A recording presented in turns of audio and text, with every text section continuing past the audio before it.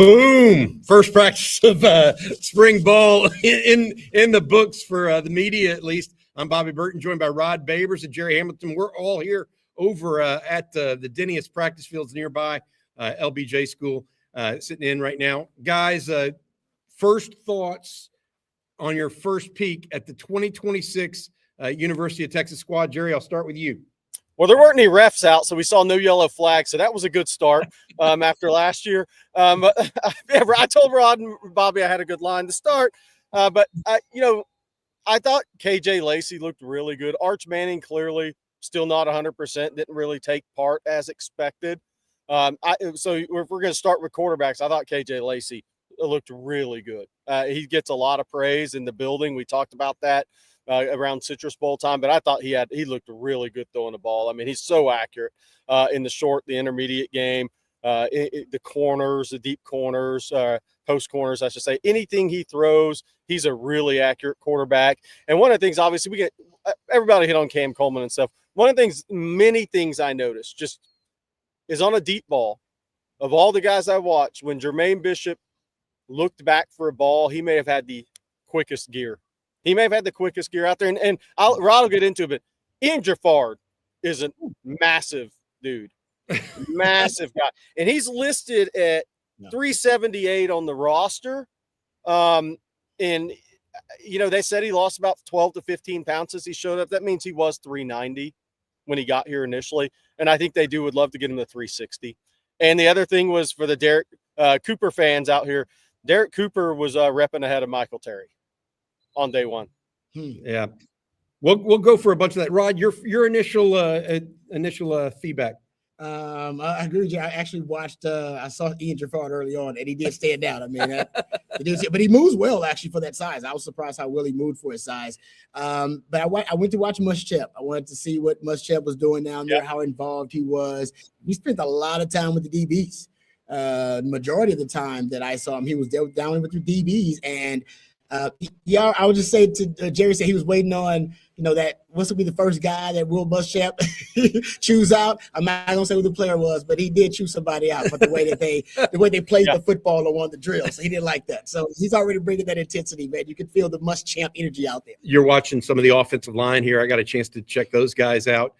We should mention, though, with Muschamp guys, the important part here, the reason there is no new Nichols coach at the University of Texas is because Will Muschamp is that Nichols coach. He literally was working at Nickel a lot. Were two guys that were, one of them was somewhat expected. Grayson Littleton working primarily at nickel, not at corner. Bo Masco working a lot of time at corner at nickel. As you were looking at that, Ryan Niblett came out first at running backs. We're going to run through this really quickly. Second up was Raleek Brown. That's number 0. Raleek Brown was also returning punts with Dalen McCutcheon. Then 3 was Hollywood Smothers. And this is what Jerry was referencing. 4 through the line came Derek Cooper, the young freshman. James Simon and then Derek Cooper. Yeah, James Simon and then Derek. Sorry about that. And then followed by Michael Terry and Jet Walker. So there's Cooper right there. The reality of it, guys, is that this is a talented team, and we haven't even really touched on Cam Coleman or Cohen Brown, who looked really good, or Khalil Lockett, frankly, looks a little bit better, a little bit more college football ready right now, in my opinion. 71, by the way, there was Melvin Siani. Jordan Coleman also looked good, I thought, of the young freshman the young offensive lineman. There's number 4 is Jermaine Bishop as you're running through. Cam Coleman with that old over-the-shoulder catch. Here's Khalil Lockett waiting on a ball. Long and short of it, Jerry and Rod, there's a lot of talent on the field at nearly every position. Yeah, nearly every position. I saw Cam Coleman, and the couple of times I saw him, he went up and attacked the football on some of those deep balls. Exactly what you'd expect a guy like that to do. He does have the frame. It is an imposing frame, but I was really impressed with the way he attacks the football downfield. So he doesn't wait for it, and it does track with everything you watch on film and with all the stats about him in deep contested targets, him being one of the best deep contested receivers in the country. You looked at it, Jerry. Go ahead. You have something? I was just say somebody just brought up this, so we need to talk about this. Justice Terry went from 263 to 287, much bigger. He's also in a sling, did not take part today, Bobby. I think you saw that. So we're wondering who else might not take part today. Arch didn't really throw, very extremely limited. He just did some handoffs, but Justice Terry not working out and was in the sling, Bobby. You saw that? Yes, I did. And by the way, the first quarterback was KJ Lacey, like you talked. Second quarterback was Diabell over MJ Morris. Yeah. And so they already going with him ahead of MJ Morris. MJ Morris looks like he's going to be the emergency quarterback this year. This is some of their practicing up back. You see Nick Townsend in there a little bit, number 81, along with Spencer Shannon and Colton Vosick. The Gunners today, interestingly, Ryan Niblett was one of them. Mm-hmm. And then on the opposite side, instead of Warren Roberson, it was Bo Masco. Let's talk a little bit about him, Rod, because you mentioned he's a newcomer. We haven't talked a little bit much about, but you watched the DBs. What did you see out of Bo Masco? They were first working with the corners, and then he was among the group. It was Bo Masco, Grayson Littleton, and Wardell Mack that Muschamp took over there individually and just started working with the nickels, essentially. So he did work with that group, and he's more compact. As a player than I thought. Then Grayson Littleton, who seems a bit longer and a bit more wiry, exactly. Yeah. And I think for Bo Masco, he tackles really well. I mean, that's on tape, so I'm not surprised that actually they put him out there as the gunner too. I do wonder, if he does have that straightaway speed, but I think he's going to end up being a guy that they, try to play in some nickel at times too, especially when I was looking at the cornerback drills. Cade Phillips and Kobe Black were out there among leading the cornerback drills. He was kind of working with that second group among those drills. So we'll see what they decide at the nickel position. But I got a feeling that they're going to experiment with him in the spring at both, because he does kind of maybe fit though the body type that Muschamp may like at the nickel, because he's a little bit more compact. Kobe Black started out at corner alongside Cade Phillips. Now good. Warren Roberson was – he was doing a lot of the drills, but some he was sitting out. I'm not sure exactly what the deal is there.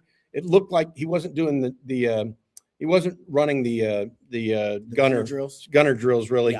Yeah. So we'll see what happens if there's something up there. But Kobe Black and Cade Phillips came out first with the corners, but that was with Masco and Littleton working at nickel. So we'll see what that means. But I do want to take a time to mention this person, because the three of us gathered right before the end of the media availability. And we were talking about, okay, who looks more impressive this year than last year? That's one of those older guys. Mm-hmm. And we said Jelani McDonald's taken yet another step.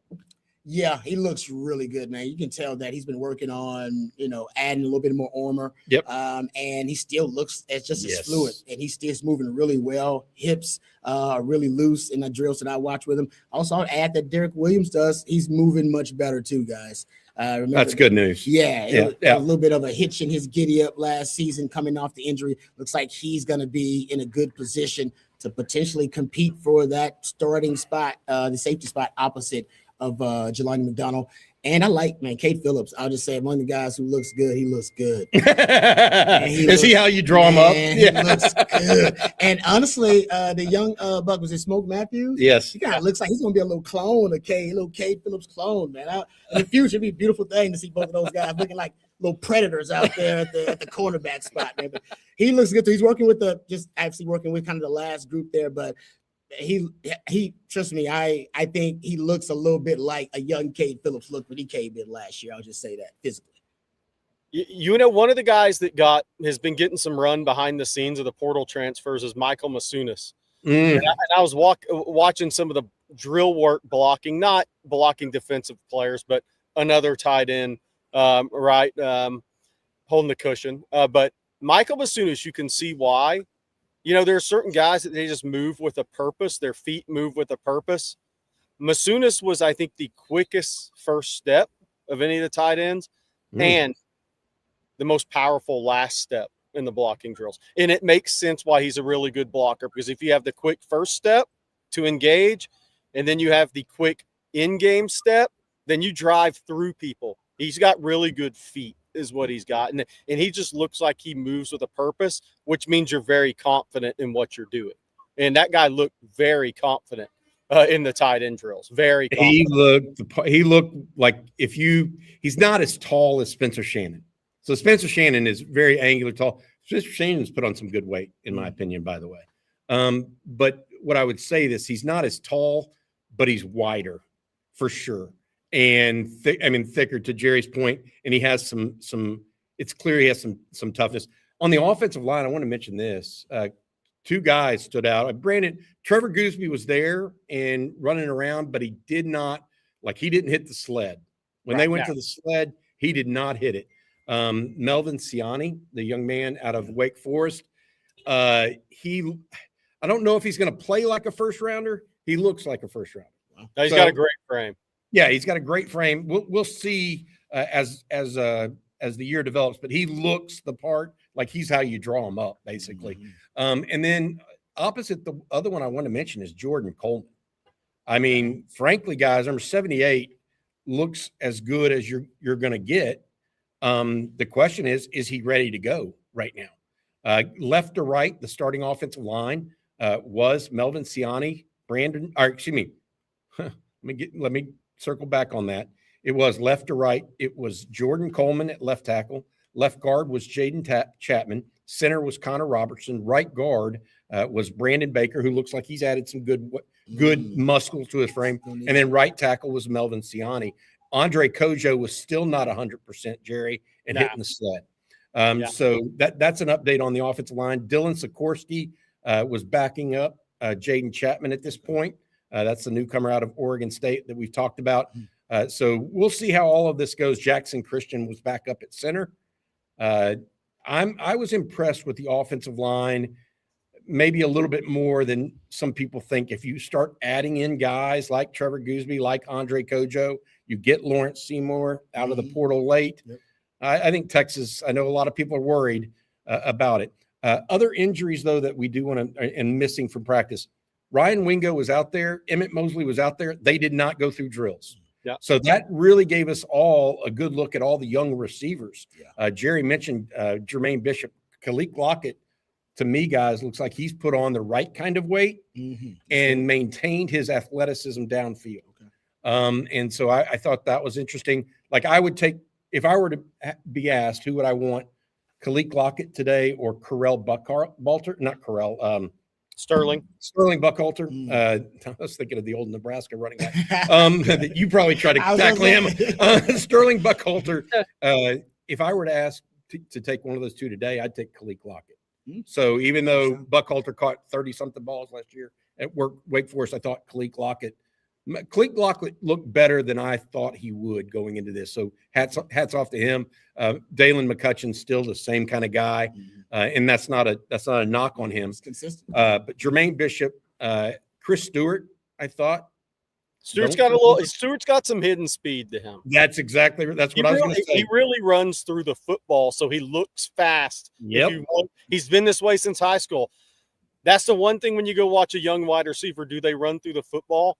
In high school at Shadow Creek, the first time I ever saw him, he ran through the ball every single time. Those guys look a little extra fast, a little faster than you think.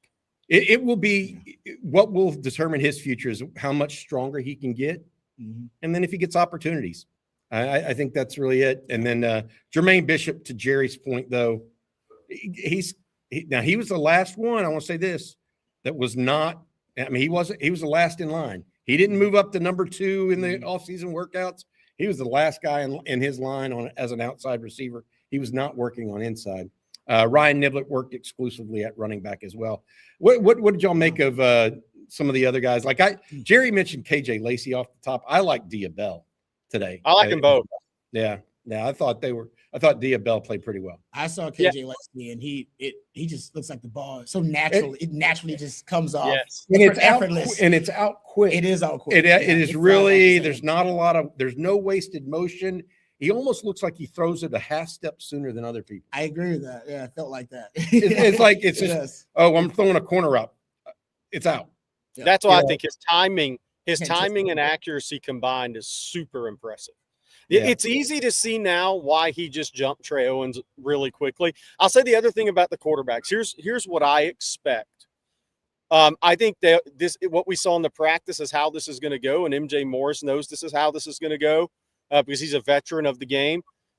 Having KJ and Dia rep back-to-back starts them competing with each other. They're competing with each other on back-to-back reps. And that is where the competition after this year is going to be. And so they get to size each other up rep after rep. And MJ Morris goes behind them. But I think we know if a game was played today, MJ Morris is the third-team quarterback, right? You want to redshirt Dia Bell. But what you also want to do is let the competition, let them push each other. And the best way to push each other is to rep one after the other. That's good. Yeah, I love it. All right, other positions that we want to talk about, linebacker. I did not get a chance to see much of them. I will tell you, number 30, we talked about him all preseason camp as one of the freshmen that you kind of just circle. Rocket Cummins looks the part, guys. I'm telling you now, he may be the most physically imposing of the linebackers. Rasheem Biles, I think he's wearing number 2 or number 3. Number 3, Jerry. Yeah, he does not look undersized. No, you know what I mean, he looks like he says 220, I believe, on the roster. Yes, yeah, he looks every bit of it. Yeah, I think so. He moves with the Josie Paula's number 18. By the way, that's a note that I had as well for folks. I would say this about Biles too, and I think Jeff Howe said he'll probably have the same in his notes. He is more twitchy, has more twitch than recent Texas linebackers. And that's not a knock on Anthony Hill, maybe a first-round pick. We're talking in terms of just twitch. He has the most twitch at Texas at linebacker in quite a while, probably since one of the greats. Yeah, I've seen it. Like change of direction. Yeah, he's different than Anthony Hill. He's more of a power disruptor. I agree with that. You know what I mean? Where this guy's more because he tested out really well. Anthony Hill's a really good athlete, but there are different types of athletes. Yeah, there are. Hey, real quick, I want to tell everybody. So Jerry mentioned briefly that we had some more notes coming. Hank South was there for us. Jeff Howe was there. CJ Vogel was there, as well as our photographer Ellie Suarez was there this morning. All of us going to be bringing you more news and notes on TexasFootball.com as well as here later. Steve Sarkisian goes to the mic around 11 o'clock this morning and talk about the first day back in spring ball. We have a special going on right now for you guys that are just joining us on Texas Football for spring ball. Make sure you check it out. Check us out at On Texas Football. Right now, it's $39.95 for spring football. Just $39.95 if you use the promo code OTFOG. It's for first-time subscribers only. Again, $39.95 for 1 year right now for OnTexasFootball.com. Another note, just thinking about some other players that I was wanting to see for the very first time. Richard Wesley, the defensive end. So he was actually playing some up back on punt coverage. Jerry, he was about an inch shorter than Lance Jackson, but just as wide, if that makes sense. Yeah. So he's got some size to him. I thought that was interesting. Jerry, you and I watched the punters. You always like to talk about the special teams group, and we already talked about the gunners. What'd you see at punters between the State keeper and the freshman from Prosper? Well, Mikey Bukowskis was ranked the #1 punter in the country, and some people saw his max prep high school stats. I was like, oh no, this guy's going to be a bust or something. You can't really go off high school stats. You might have been punting inside the 20. You might have got something blocked. He has a massive leg. I mean, Micah Bukowskis has a massive leg. What does that mean in the competition with a guy who has Power 4 experience in Chumuto? I don't know. But Mikey Bukowskis has a rocket leg. I mean, there is no doubt. It's easy to see why he was the #1 ranked punter in the country by some people. He has a next level leg. Now, what does that mean? He's going to be a next level punter? There's a long way to go. But that guy has a rocket leg, and he is in it. And the ball gets up quick, too. Like, that's the one thing. The ball gets up almost immediately off of his foot. So we're not talking about anything low coming off of his foot. It's up, and it's gone. Yeah, I agree with Jerry. Jerry and I totally agree on this. It sounded different coming off his leg. Boom. I'm just going to put that out. But also to Jerry's point, I agree with him on this. Just because he has the better leg doesn't mean he's the better choice to start. Yeah. That it doesn't always work that way.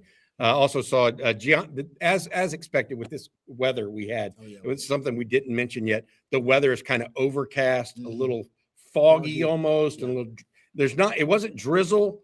It was like mist at most, right? Yep.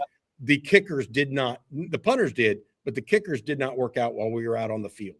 I did get the chance to see Gianni Spedic and Spencer Barnett, the two kickers, out on the field as well today. I want to go through the D linemen real quick. Just some thoughts. And it's more about frames, guys, because D linemen didn't really do anything today. If anybody's out there reporting, hey, they look great at this, they didn't do much today. But from a frame standpoint, we talked about Ian Jaffard. I mean, he is a massive, massive, massive human being. He is bigger. He is easily the biggest defensive lineman, and that's saying something. Josiah Sharma is listed at 336 on the roster. I'm sure at some point he did weigh 336. And I don't know if he is today. I mean, you're talking about 3-4 pounds difference in a day, but he definitely looks like he's lost 20 pounds to me. I don't think there's any doubt. Myron Charles looks great physically. I mean, we said it coming out of high school. I mean, he's got skinny ankles, high calves at 315 pounds. He has got long arms. He looks really good. Murad Watson, 333, was moving healthy. He had a slight wrap on, I think, his right hamstring area or quad area, but it didn't affect his movement. Alex January looks good physically. Hero Canoe looked good physically. I mean, that group, James Johnson, obviously quite a bit smaller than those guys, 274. He's going to redshirt. I mean, he's not a guy that's going to play this year, but I thought the guys looked really good physically. And Ian Jaffard is listed at 378 on this roster. And I'd said he'd lost 12, 15 pounds. So he was listed at 389 at Arkansas. So he's lost those 12, 15 pounds, depending on when you weigh him. I think they'd love to get him to 365 if possible, from what I hear. I did watch one guy that people had not been talking much about that you were just going through there, Jerry. I really felt like Murad Watson looked better. He looked more confident. He looked quicker. He's lost a little weight, but he's still huge. I mean, you're right. I mean, that's what they're trying to do, I think, when you start talking about Sharma, right? You talk about Myron Charles. You're talking about a guy like Ian Jaffard. And even the young man we just mentioned, Murad Watson, they're bonus size guys, but you need them down another 10 to 15 pounds to get some quickness out of them too. And I thought Murad Watson last year, I thought the injury made him stay overweight almost all year through. Yeah. I think he's as far as a guy that maybe looks better than I expected. I would maybe go with Murad Watson at this point. Yeah. I thought he looked good. I think they want their D tackles to be a more disruptive group. I think they were consistent last year, especially against the run, but you only had 53, I believe, pressures combined with that group. I think they want that group to be a little bit more explosive and disruptive. And that goes with having a quicker first step. So losing a little bit of weight so they can take advantage of some less athletic interior O-linemen. One couple other things. Punt returners today were Raleek Brown and Dalen McCutcheon. Interesting. Now, Ryan Niblett did not participate in that because Ryan Niblett probably don't need to. It's his job. It's his job. If there's one guy on this team that Sark says, he doesn't need any work, it's probably Niblett at punt returner. Yeah, exactly. I mean, he more than earned his stripes last year. Yeah, he was working at gunner, to be fair, during that period, right? Yeah. So neither Raleek Brown nor Dalen McCutcheon are going to be a gunner during that scenario. Anything else that you guys want to bring up, Jerry? I see you nodding your head. Teray Davis looks really good physically. 198 pounds on the roster. We'd heard behind the scenes that when somebody says this guy's got a chance, air quotes for the podcast, that means they like what they see from somebody. And we'd heard that on Teray Davis as a safety. But he looked really good physically, considering he should still be a senior in high school at 6'1", 198. Look good physically. All right. Hey, we've got some comments and questions coming in here. This from Rocky Poor. Thanks, guys, getting up early and putting the work in for us all. Coffee and the football. No corn dogs, Jerry. Did anyone look quicker or faster than we expected? Anybody look quicker or faster than we expected? It was our first look at Cohen Brown, maybe faster than expected, although he slid a couple times in his routes. Anybody look fast? I thought I'll say Chris Stewart. I didn't expect he's got a little football speed to him. Yeah, I think like Chris Stewart is a faster version to me of Aaron Butler. Yeah. If that, like he's got a little bit more football. IQ is not the right word. Functionality. He's got a little bit more football functionality than Aaron Butler. Natural receiver. Yeah, I thought that might be one that surprised me a little bit at this time. A couple more questions here. This one from Kyle Vachaska. Wasn't Ty Anthony Smith also out with an injury? I didn't see Ty Anthony Smith today. Did you see him out there, Jerry or Rod? I did not. Yeah, I did not either. And then also Coach Steve sarcasm. Better or worse than last year? Better or worse than last year? This may be a good way to sum up this video, because we got to get over to Newhouse for the coaches press conference. Jerry, Rod, y'all, we were all here, same time, same place last year. Yeah. Better or worse than last year, in your opinion? Jerry, I'll let you go first. Talent-wise, better 1 through 85, or actually, let's say this: better top line guys. Better. Like last year when you came out here, and in the summer, the 1 through 85 talent was there for this Texas team. I think there's more top line guy, because that freshman class is so good, and wasn't guys you were going to see on the field necessarily. You're 1 through 85 when you walked around. Better front line athleticism in this group is what I saw. As far as the team, I'm not going there. There's no officials. It's way too long. Too many things have to happen on a football field for a team. No chance I'm touching that one right now. Yeah, I think that's fair, but talent-wise is what we could tell. Star power. It's got more proven commodities too. I mean, we remember last year was a lot of inexperience and guys who were projected to fulfill roles that they really hadn't done before. More proven talent. Yeah, now you're like, oh, that's Cam Coleman out there, Malik Brown and Hollywood Smothers. And then you got a young, look at the secondary now with Cade Phillips and the Grayson. So now it's just, I think now you have more proven commodities out there, and that should give you more confidence. There's no doubt. Yeah. I mean, Ryan Niblett, we talk about the proven commodities you have out there now, guys, the genuine star power. And you talk about KJ Lacey, this being a spring focused on KJ Lacey maturing, because Arch Manning's already pretty much proven himself for a lot of folks. So I just think that's why there's a little more optimism coming out maybe for this first day compared to last year. As expected, by the way, I want to mention this while we're talking about Arch Manning, or you mentioned Arch Manning and KJ Lacey. Arch Manning was out of the boot. He was doing some handoff drills, but he did not throw. I didn't see him throw a single pass all day. Nah, he was gingerly moving around still. Yeah. He's still out. Which makes sense. Yeah, he didn't have to run quarterback draw today. My phone is going nuts right now, and I don't know what's happening. No breaking news yet. Well, there is a little bit. There are, and Hank will have this. Hank will have this on the website. There were several recruits there today. More than expected. More than expected, because it is spring break down in the Houston area for a lot of schools, and so there were some guys from Houston as well as elsewhere there today that we'll go into over at ontexasfootball.com. My thoughts on it was really, I will say this: there's no doubt it's a highly talented team.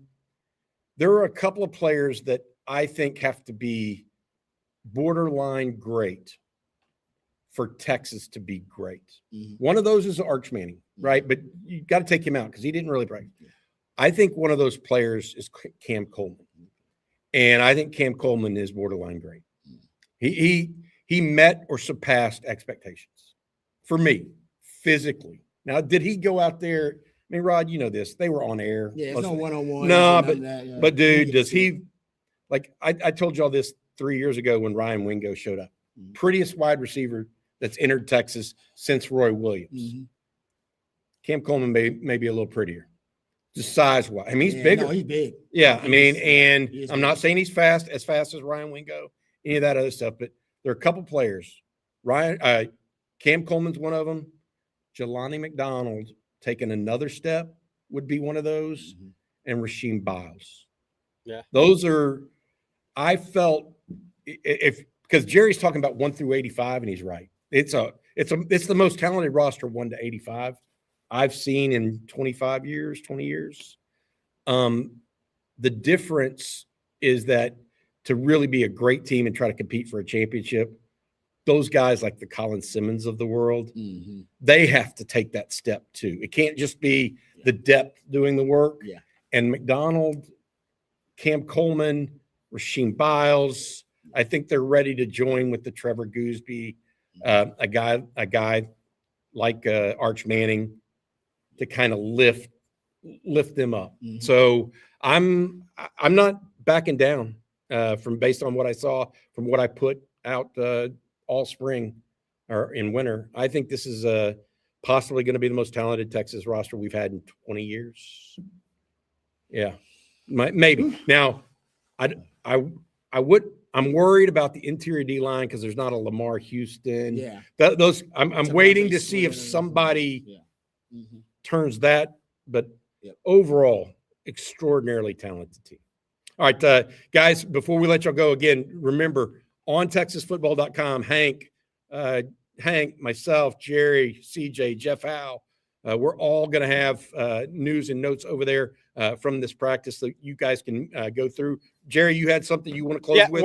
A lot of the photos we took, we're dropping on our spring practice week 1 thread too. Just photos of the guys. If y'all want to see what some of those guys look like through the photographic lenses and through the iPhone lenses, go on over to that thread. It's a spring football week 1 thread. Yeah, I know Jared's got a good shot at Ian Gerard. I was right next to him. I do. Oh, I do. Like, whoa. I do. All right. He's got 30 pounds tied up in his calves. So if he had if people get calf implants, if he did the opposite, he'd be down to like 355, 360. If he had those Vernon Broughton calves. Yeah. All right. Hey, we'll be back with more. We got Steve Sarkisian coming up in 20 minutes. We'll try to be back with you guys, letting you know Jeff Howe, CJ Vogel, and Hank South will be there for you guys as well as us. For Jerry, Rod, and our producer, Matt Hutchinson, this has been a special edition of On Texas Football. Thanks for joining us, guys. Hook 'em. Day 1 Hook 'em. in the books.